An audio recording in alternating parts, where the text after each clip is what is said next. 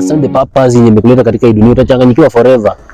Watu wakijaribu hii pia utakuwa unajaribu. Wakijaribu kufanya biashara hii pia unajaribu. Wakienda kufungua nguo, haya wakienda kuna scam.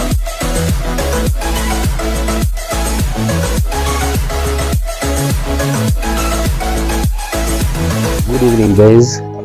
Mimi naitwa Apostle Elias. Na niko hapa siku ya leo kwa ajili ya kuleta neno la Mungu na pia kujaribu kueleza ukaweze kuelewa mambo ya kiroho ambayo yanafanyika katika maisha ya mwanadamu.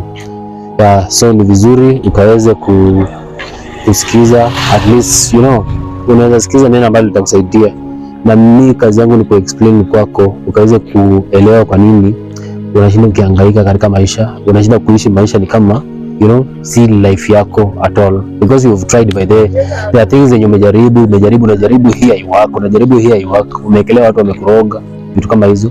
So it's also good to just calm and ukaweze kuelewa, especially when it comes to the spiritual things, kwa sababu if you cannot control, as I said, if you can't control your spiritual life, ni ngumu sana kuweza kuishi maisha ambayo yako na mpangilio. Utaishi ukichanganyikiwa, ukilaumu watu bure. Now, kuna vitu kadhaa. I know some people wameshinda wakisema, sijui nilirogwa na nani, sijui karogwa na nani, sijui nani anakuonea, sijui wivu, sijui nini. By the way, kitu ya kwanza, wewe umeumia for a very long time. Hiyo ndio ukweli. Umezaliwa kiumia, umesafa, mzazi wako umepata kiumia, umeshinda mkilia jikoni na mamako. Now tell me, nani aliyoroga? Ndio mwanze saizi ati sasa saizi nimerogwa, sijui mimi niko na shida, mtu fulani ndiye ameniletea shida.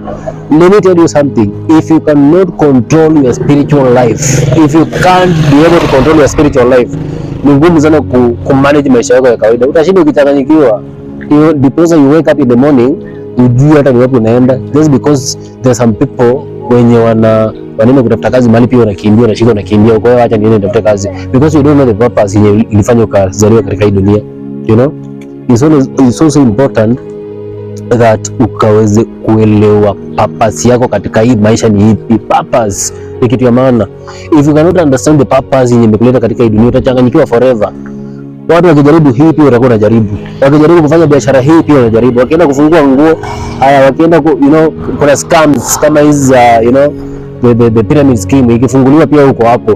Just because uelewi purpose yake ya maisha. Wewe ulizaliwa kufanya nini katika hii dunia? Kama ulizaliwa kuwa tu hapo, you wake up in the morning unakaa hapo. Hakuna kitu yenye unaenda kufanya. Umechanganyikiwa like wazazi wengine wanaambia watoto ati unajua nini? Pia mimi nataka mtoto wangu akuwe tu mwalimu kama ule mwingine. Unasikia? In fact, watu wenye wanapeleza watu, they're even parents by the way.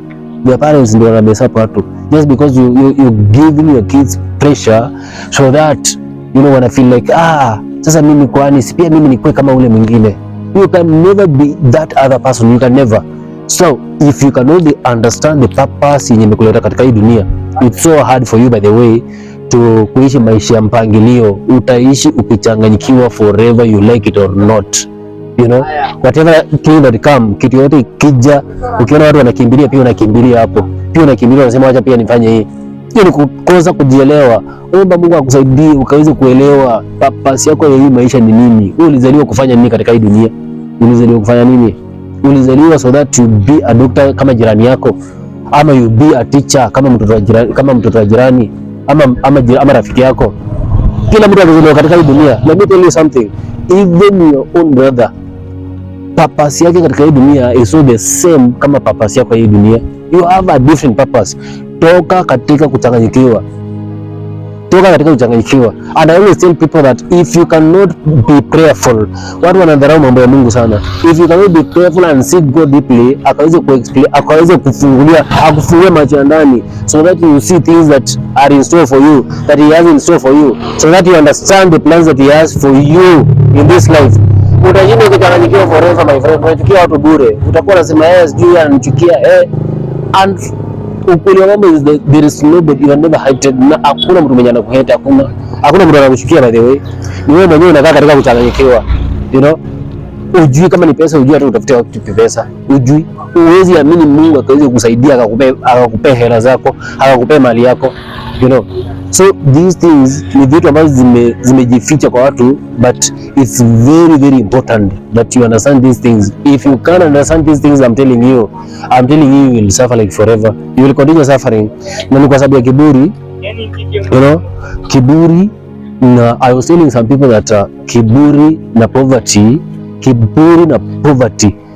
zina lead into destruction, zina lead into very long suffering. You will suffer for a very long time kwa sababu kwanza wewe ni maskini, uko na umaskini na uko na kitu inaitwa kiburi. So the thing is that we ni long suffering, na destruction.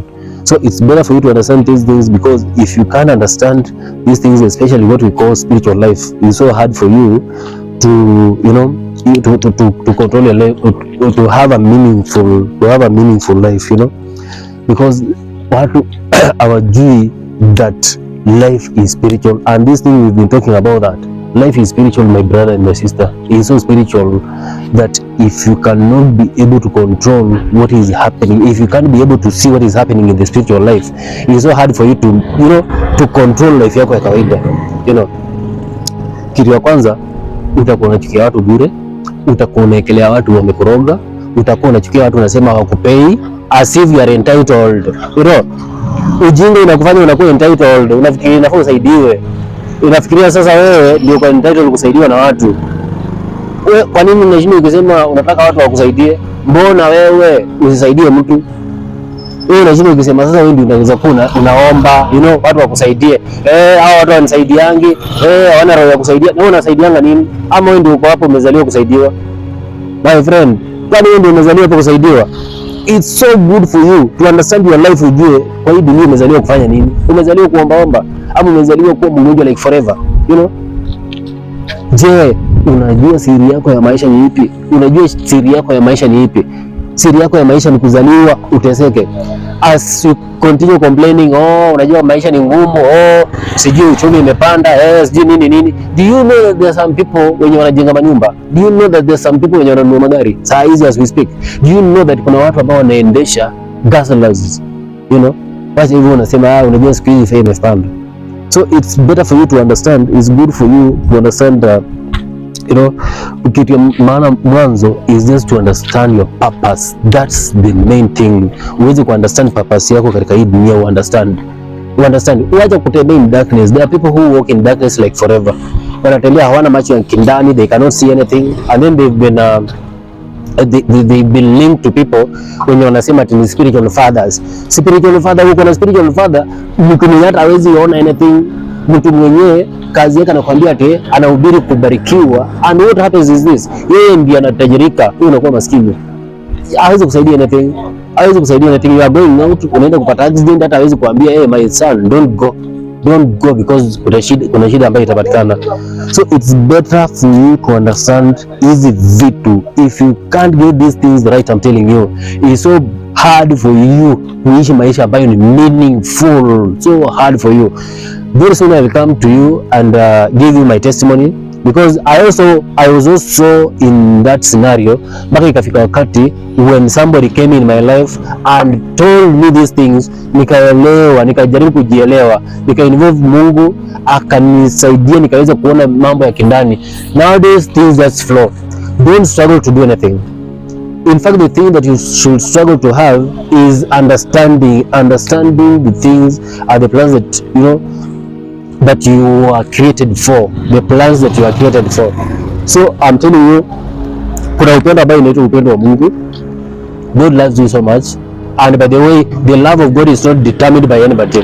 The only thing you can do is doing things right, so that now whatever that will be happening in your life now, itakuwa controlled by God. Hivyo tu. You know, understanding these things is very very very important. The deep things of the spirit, vitu vya kindani vya roho, vitu vya kiroho inamaanisha ni mambo ya ndani ambayo wewe mwenyewe you cannot see them with your physical eyes, but you can be able to see them in the spirit. Unaona, you can control them in the spirit. You know, kuna watu ambao wameshikwa mateka na shetani, wameshikwa mateka. Because I was mentioning history ya Shira. People are used katika ulimwengu wa giza bila kujua wao wenyewe, bila kujua. And at times, by the way, our friends, hata ma friends wetu wenye tutakaa nao, some of them can initiate you in the dark world bila wewe mwenyewe kujua. Bana kuinitiate katika ulimwengu wa giza bila wewe kujua. Uanze kuabudu shetani bila kujua. But kutakuwa na manifestation baadaye. Kutakuwa na manifestation whereby utaanza kuona some things are happening, you know, vitu zinafanyika katika maisha, unaanza kujiuliza, kwani what is this? Ni nini inafanyika? Kwa nini vitu kama hizi zifanyike? If you are not sharp in the spirit, I'm telling you, you will be messed up. Na shetani anajua kudestroy. Acha hivyo kiburi yako. Acha kiburi yako ndogo. Shetani anajua kudestroy watu. Atajua kukutumia vizuri, akutumie and then akudestroy na uziko expensively. That's the truth. So